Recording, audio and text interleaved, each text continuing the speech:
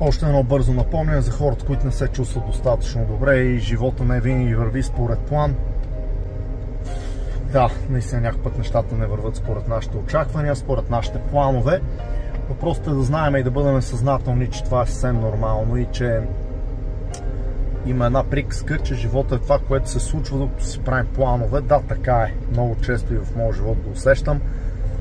Правя си план за някакъв, да речем, отделен проект, който искам да развия, за определени приходи в семейството.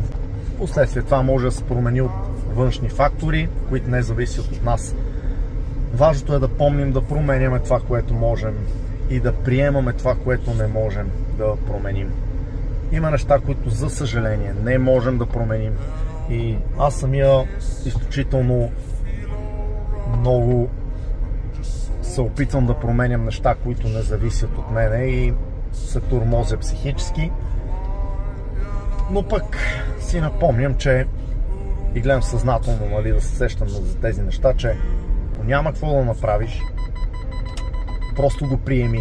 Успех на всички, ако това видео ви е харесало, можете да последвате канала.